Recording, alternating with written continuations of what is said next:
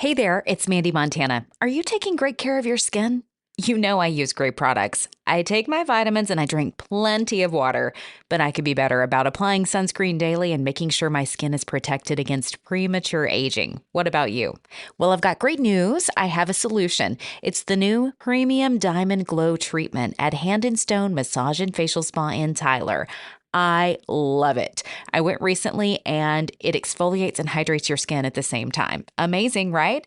My skin feels so soft and silky after. You have to try it. If you've never had a facial before, they have different options at Hand & Stone, like hydrating and brightening. But if you're struggling with dark spots, hyperpigmentation, sun damage, sallow skin, enlarged pores, or maybe oily skin, this is the treatment for you. If you want your skin to glow and look and feel amazing, book the Diamond Glow. Schedule now by visiting Hand & Stone Massage and Facial Spa in the Cumberland Shopping Center in Tyler or online at handandstonetyler.com. Welcome to the Celebrating Women podcast, hosted by Mandee Montana. A podcast that celebrates women, their stories, their struggles, and ability to overcome. Conversations that celebrate their gifts, their talents, and courage. It's the Celebrating Women podcast. Presented by Hand & Stone Massage and Facial Spa in Tyler, Texas. With over 20 massage therapists and 6 estheticians, certified and trained in multiple protocols, you can get an affordable massage or facial located right here in the East Texas area.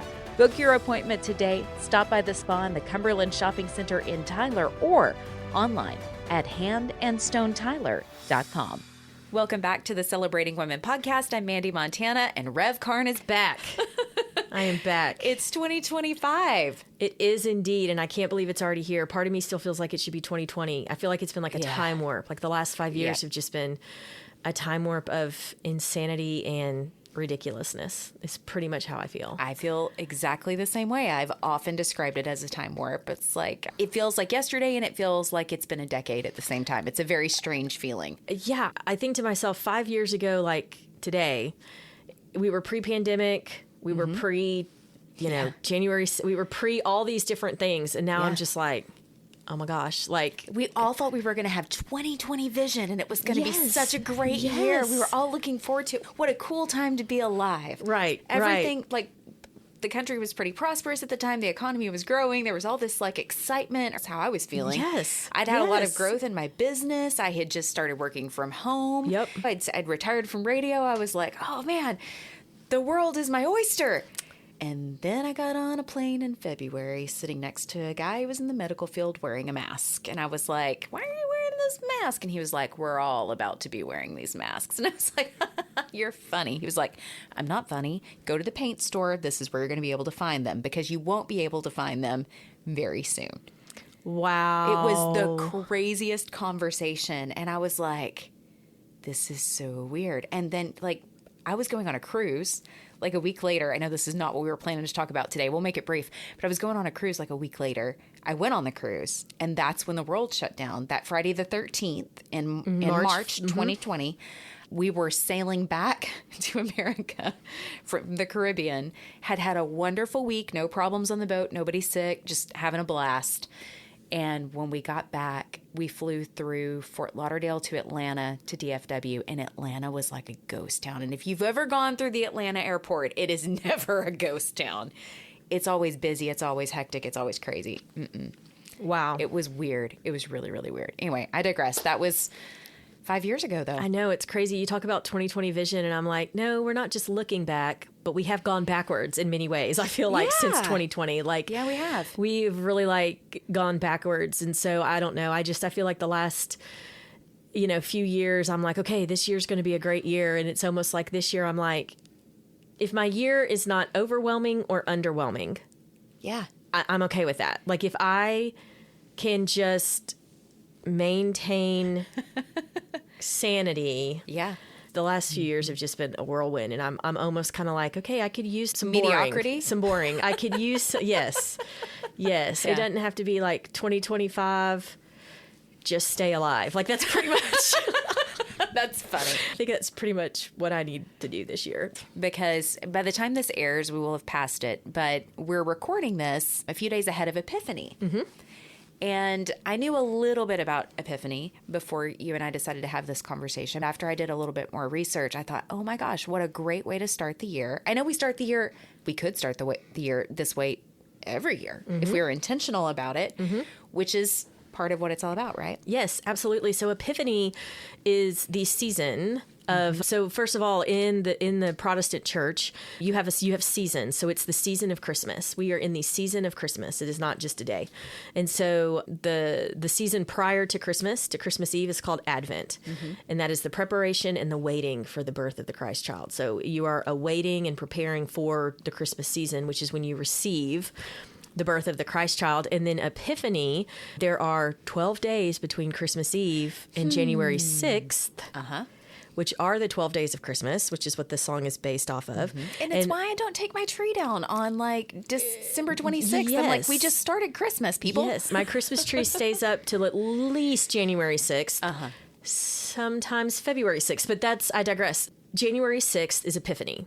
And the Sunday before January 6th is Epiphany Sunday in the church. In the church in which I serve, the United Methodist Church, we celebrate, it is a reflection on and a celebration of the journey that the Magi, or the three wise men, took to get from the east, the far east, to visit Jesus, the Christ child, at its birth. And it is based on historical tradition of these Bedouin regal magicians, basically wise men who read the stars and, did all those different things. Whenever a certain star was in the sky, it signaled a royal birth, and they would travel to pay homage to the king, for the birth of the Christ child. So as story would have it, they go and they show up at Herod's place, and Herod's winter house, or whatever, called the Herodium, is right outside of Bethlehem in Israel. So it would go in the same direction. So, they were like, oh, there's a star in the sky. There's been a royal birth. We're going to go to the closest royal. It's right over Bethlehem, that area. So obviously we're going to go see Herod. And King Herod at the time was like, wait, what? I don't have a baby. None of my wives have given birth recently. And so he said, go find this baby, then return to me. Tell me who this baby is so that I may pay homage. When really Herod's like, tell me where this baby is so that I can kill it, because obviously this is not a royal. This is not happening, right? Well, obviously the Magi, the wise men, go, they find the birth of the baby, they find the Christ child, and they offer him gifts of gold, frankincense, and myrrh, which all stand for like longevity, health, and, wealth. And so then the Magi are like, wait a second, this is not a royal birth in the sense of he is the King of Kings and the Savior of the world. Yes, divinity. And so instead of going back to tell Herod, they went back by another way, which is one of my favorite things to say, is when people are like, oh, are you going to take the loop around? I'm like, nah, I'm going to be like the Magi and go back another way. Like, avoid traffic or whatever. And so that is when the decree went out from Herod, when they didn't come back, the decree went out from Herod to kill all infants 2 and under in the area. And of course, Mary and Joseph flee with Jesus to Egypt, and then they come back when he's older. And anyway, so that is a whole other thing. But it is a story of the journey, right? The journey and the gifts that are offered. The wise men, the Magi, are on a mission, right? They are on a mission to find the royal baby and to offer that mission their gifts. So how can we apply that in modern times? Like the idea of giving those gifts, right? Because we don't actually give gold, frankincense, and myrrh as gifts. And most people give gifts during Advent, it seems, in modern times, and prior to the actual Christmas season. But what could we give, like, in the idea of gift giving into 2025? How can we, like, what are some ways that we can share maybe gifts that aren't necessarily material? Yeah. So the thing about gifts during this time of year is that all of our gifts should reflect the gift that was given to us through the birth of Jesus Christ, like the greatest gift ever given, right? Our salvation, our ability to be in relationship with God, our ability to be forgiven, freedom from sin and death, and all that stuff. Like, all of the gifts that we give should be a reflection of that. And they should be a reflection of the hope, the peace, the joy, and the love that comes through the Christ child. And so this idea of gifts, I think, has multiple different facets. Yes, you could give a gift to someone, a material thing, but I feel like you can also give gifts to others that you know that they need. And those gifts can reflect the gifts given to you by God. And those gifts given to you by God can also be gifts to yourself. It's a gift to yourself because you're accepting the gift given to you, but also realizing that it has importance and value and purpose in your life. But also you use those gifts to hopefully make other people's lives better. So an example would be, I feel like I can say I am a decent preacher, and I would say I'm a good preacher. And so I have been given the gift of preaching and of putting that together and doing that. That is a gift from God that was given me. It's a gift to myself because every time I preach, I feel this joy that I really don't feel anywhere else in my life. Like I really don't. Like, and I think it is portrayed in the way I deliver it, even on my bad days. And I feel like it's a gift to others because I try to use it in a way that is positive and life-giving and hope-filled and grace-filled and not like judgmental and derogatory. I feel like any gifts that God gives us should not be used to do harm. Because God's greatest gift to us, Jesus, it was not meant to bring harm and love. Judgment and condemnation, which unfortunately the church uses it inappropriately, I think. So I think going into 2025, you can reflect on, okay, what are the things I realized about myself in 2024? How can those be connected to the giver of life, God, or whatever your belief system is, however you got those, and how can those be used to both give to myself and give to others in a positive way? I think that's really beautiful. So maybe start with gratitude. Like Gratitude can be a good one. Gratitude for what you've received thus far, whether that's your giftings from others or your internal giftings. I feel like that's how I like to utilize the podcast too. Like what you said about preaching is very much how I feel about this. Like I feel like I was given a gift of communication, the ability to listen to people and have a conversation with them and maybe to help them say things a little differently than they would if they weren't necessarily in conversation, you know? So I am very grateful that I have this opportunity and this ability to share and to talk with you and to talk with the variety of people I have in 2024 and want to carry that into 2025. But what is something like really simple that maybe the average person that isn't going to be in a pulpit, doesn't maybe have the desire or need to start a podcast, what is a way that they could maybe, would maybe it be something like offering a gift of filling someone's cup in a way? So I think I am really big on kind of presence.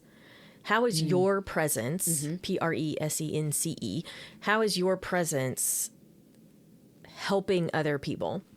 I think sometimes we underestimate the gift of presence. And I think that sometimes we have to be reminded that sometimes just being there goes a really long way. Yeah. So I think presence is one thing. I also think that... Would you describe presence like you being present with someone, you're giving of your time, which is, I think, our most valuable resource because we can't get it back, but also like full attention. Yeah.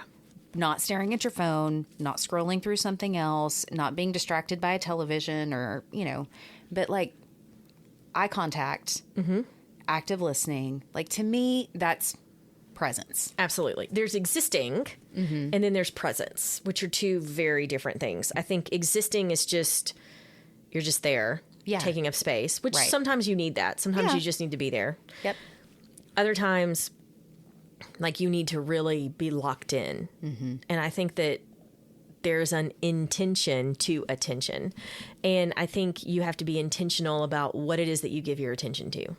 I know sometimes I get so wrapped up in social media and all those different things that I completely forget that what is the intention of that? Like if that is where I need to get my kudos from, it's not going to be very rewarding.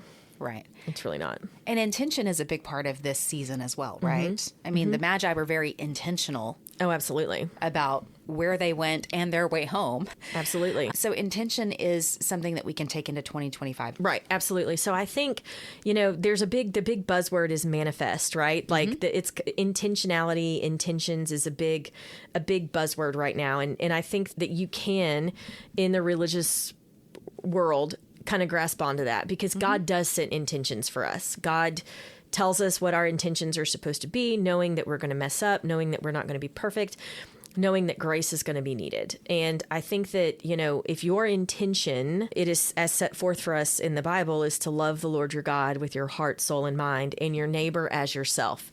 That is the intention. That is the intent of Christianity. And in doing that, hopefully inviting and welcoming and bringing other people into the fold of Christianity. If your intent is to love the Lord your God with your whole heart, soul, and mind, and your neighbor as yourself, you can't just put that out there and expect it to happen. Intentionality means you are disciplined and actively seeking a way to live into that intention. Mm-hmm. And I think that's the part that people forget. People are like, I intend to make $1 million this year. Well, what actions are you taking? If the only intention you have for that is to play lotto every week, but if you are not having a budget, hustling, bettering yourself in order to get a career that pays you that much money, if that is not what you are doing, that intention is not truly intentional. It is a pipe dream or whatever. But if you set an intention of, I would like to save more money this year than I have in the past years, and you set a budget and you stick to the budget, and every time you get extra money, you put that in the bank, or you put part of it in the bank, that is being intentional. Now, it doesn't mean you're perfect. That's the other thing. You have to be intentional about it, and it has to be a priority, but you also have to give yourself some grace and realize that you're not going to be perfect in that. You can't expect that on January 5th, you will be perfect at whatever your intention is. You are working towards an intention with the hopes that by December 31st of this year, it is easier and more of a habit or a practice than an intention. And that is what I think people forget, that just because you say you want to do it doesn't mean you're going to do it perfectly, and doesn't mean you're going to be able to do it right now. You can absolutely move toward that goal. And while it may not be perfect, you will have clarity around it. I think the 80-20 rule is really helpful in that regard. That's something that when I started personal training last year that my trainer and I talked about, because when you put yourself in the confines of trying to be perfect, it's just impossible. Jesus was the only perfect, right? If we're trying for it and we miss the mark, which we all do, and we just give up, what's the point? So instead of trying for perfection, he was like, 80% of the time, if you're doing it right, you're still going to make progress. Yes. Allow yourself that 20% of the time to mess up. You're going to give yourself grace. Let it go. Don't overthink it. Don't let it derail you. And that has been such helpful advice for someone who does tend to try to do everything to the best of her ability, that when I mess up on something, or if I choose to have a little bit too much fun, to be able to go, it's okay, because I am right back tomorrow, can get right back into my intentions and get on track. So in the church, thinking about giftings and intentions, is there anything that you're doing this year to help your congregation set intentions in 2025? So I think the first thing I had to do was set my intentions. What are my, you have to model what you want other people to do. And so I am working on my intentions for the year, and I hope to have that wrapped up this afternoon, kind of what I want to do, but also set intentions for the congregation as their pastor. Here are some things that I want us to do as a congregation, and that I, as your pastor, am committing to doing, covenanting to do to help us get there, right? And I'm asking you to come alongside me, that type of thing. Not behind me, beside me. And I think that that's an important part, is that when you're working with a group, like a congregation, if you're not all in on it, if you don't have any buy-in, it's going to be real hard to meet those goals and to live into that. You're just going to get burnt out and super frustrated if you're not surrounded by people who support those same things. And so I am setting intentions for myself and for the congregation, but also on Epiphany Sunday, we are this year, for the first year, we are doing an activity, a worship practice, a worship, participation thing where people are getting something called Star Wars words, not Star Wars, WARS. That's May 4th, which also ironically falls on a Sunday this year. Oh. So the Force will be with us, but also the Force is always with us. The Force is always with us. It's true. And so but Star Words. And so literally they are pieces of paper that are cut out in the shape of stars. And on those pieces of paper are written words of intentionality, words of growth, words of aspiration. Some of them are very biblical. Some of them are more tangible. Some of them are more abstract. And I didn't put the definitions on them because people can Google what the definition of things is, but it also might mean different things to different people at different times. 100% agree with that. Yeah. I think we just have to be careful to not project our intention onto other people. And so my hope is that the plan is that tomorrow to put them out on the altar face down, and that as people come up for communion, they can choose a star. They can pray at the altar rail and choose a star, whichever one is led to them, with the hopes that the Holy Spirit is moving and working with a word that people may need for this year. And then if they need help or direction, if they want to come talk to me or set goals with me, or how does that work both in your personal life or in the church or in the community or with your work or whatever that is, help people realize that this word is something that you can hold on to for 325 days that hopefully will continue through the rest of your life. And so my hope is that people will put this star word somewhere where they'll see it every day in their car or on their mirror or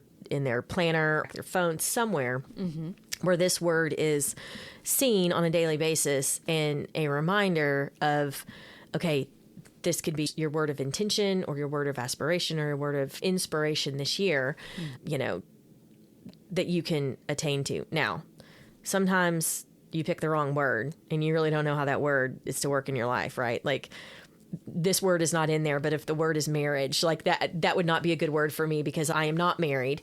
And I don't know that I need to solely focus on getting married in the year of 2025. I think that might not be an intention that I need, but it could be an intention that somebody who is getting married or is married could work on. So I'm offering a swap for people if they feel like their word does not.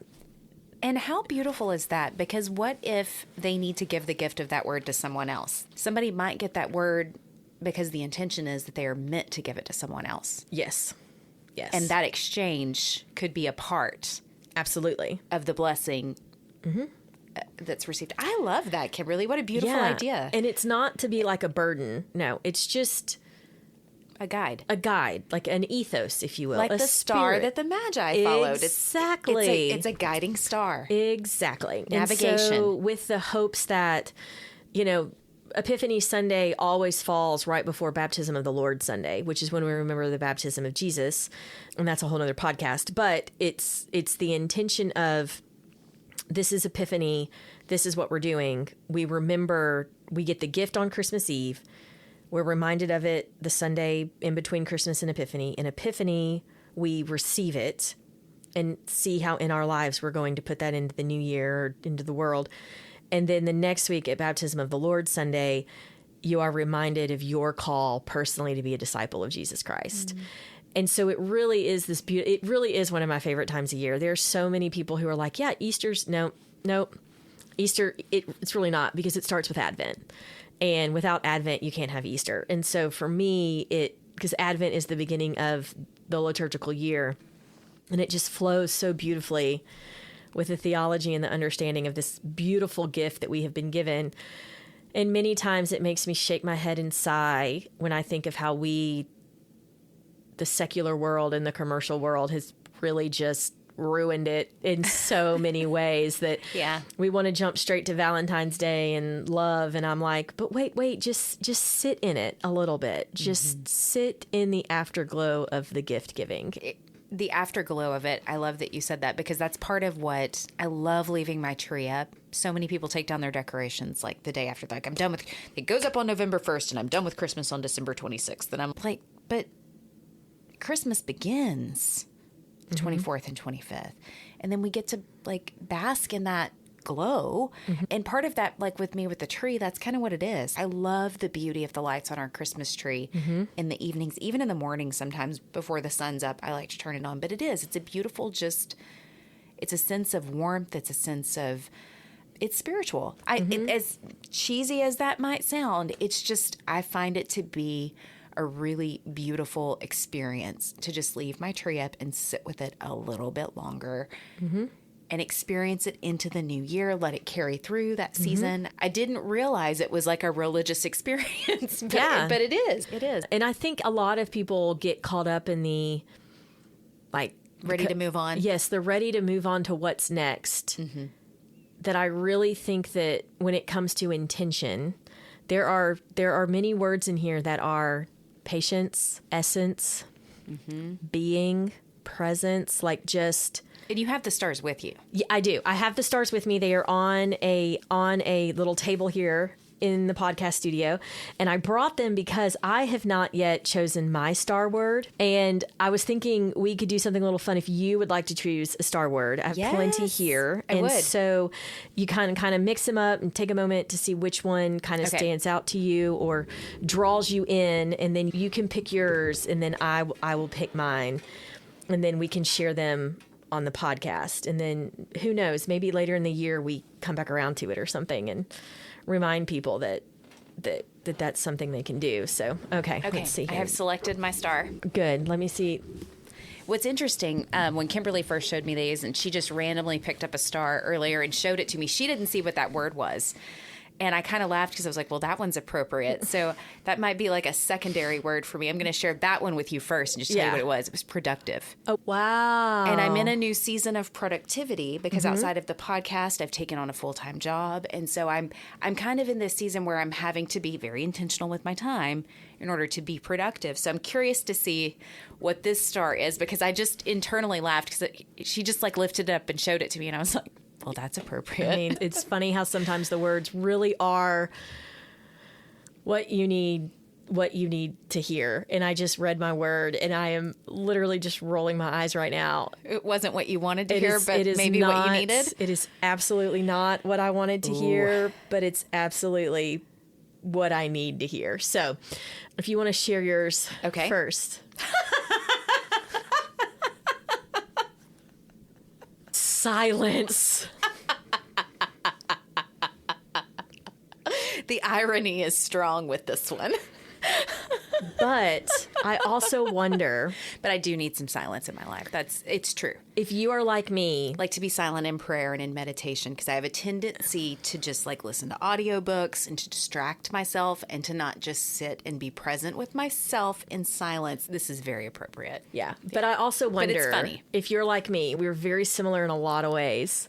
And I love that about us. I wonder if I often find myself scared of the silence. Sometimes, yeah, I can because we all have dark thoughts. Let's just put it out there. I mean, as positive as we want to be, as in prayer, as whatever, we all have dark thoughts sometimes. And they often appear in the silence. Making that shift internally to not be in that place is a very difficult thing and frankly something that I do need to work on in 2025. Yeah, it's funny because there are oftentimes I think we fill the silence so that we don't have to sit with our thoughts. Exactly. Yes. And sometimes you just got to sit in it.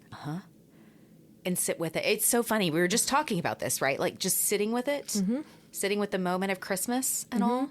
But like Silent Night, it's so appropriate. We live in a world that wants to fill everything with everything, and it's hard to find the actual meaning, which is funny because I just read my word, and it is... Okay, tell me about it. Focus.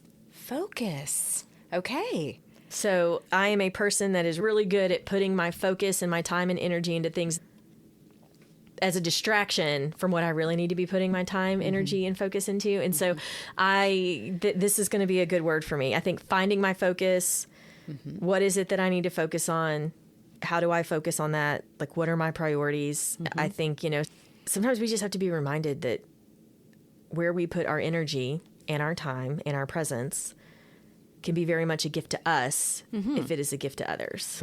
Give that gift and accept that gift within ourselves. It's much easier to give our gifts to other people, right? Oh, absolutely. Because absolutely. we can't pour from an empty cup. Nope. And I've gotten really good at trying. And also probably pouring, apparently, too much noise into the world. So, yeah, this was a really fun exercise. Thanks, I'm curious, so glad. do you want me to return this star to you in case there is also a member of your congregation that needs silence? Nope. You can have that star. Okay. That is your hang star. on to it. And I'm going to keep mine. Nobody else in my congregation gets focus. I'm just kidding. But I do want to say that if there are listeners who would like to participate in this virtually, if they would like for me to pull them a star, I can do that. Just let me know and I'll pull one, take a picture of it and send it to you and you can send it to them. So Excellent. We will certainly do that. I think Yeah. that this is a really beautiful exercise. Thank you for sharing it with me. absolutely. Thank you for asking. As always, thank you for your time and your presence. You're Absolutely. an incredible friend. You're an incredible pastor. I'm so grateful that we met. It's been just under a year, I think, because we really met and connected at an event called Girl Power, put on by the Junior League of Tyler. We're both in that group. I mean, we'd met at meetings before, but I think we really connected that day. And so it's been just about a year that we've been friends, and I'm so grateful to have you in my life. Well, thank you. I'm grateful for you too. And I think God puts people in your life when you least expect it, but when you most need it. Yep. And for anything. And so thank you for inviting me to come on. And Yeah. I love the ask, and I love being here, and I love sharing with people and all of those different things. So All right. Anyway, So thank you very much. If you're ready for your star, let us know. You can drop it on the Facebook page. You're welcome to email me. Facebook would probably be fun, or Instagram, to interact on social media. If you're open to sharing your word like we have, and maybe create some discussion on social media. So please let us know. Thanks for coming. Absolutely. Thank you. Happy New Year. The Celebrating Women podcast wants to hear from you. Email us a voice message to celebratingwomenpodcast@gmail.com. We would love to hear your story or the story of an incredible woman you know. Become part of the conversation on social media. Facebook.com/celebratingwomenpodcast. On Instagram, search Celebrating Women Podcast. The Celebrating Women podcast has been presented by Hand and Stone Massage and Facial Spa in Tyler, Texas. Book your appointment today. Stop by the spa in Cumberland Shopping Center or online at handandstonetyler.com. Support the show for as little as $3 per month at celebratingwomenpodcast.buzzsprout.com or visit our show notes. Thank you for listening, and don't forget to subscribe to the Celebrating Women podcast.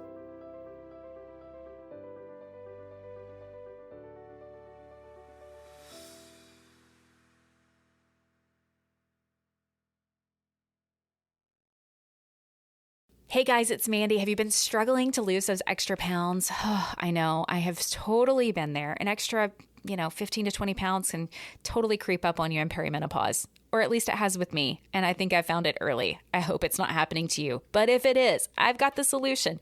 You can lose up to 15 pounds in 8 days with an incredible product line that I found and I want to share with you. Get a custom product recommendation with a complimentary wellness screening in the show notes. Just click Zing with Mandee.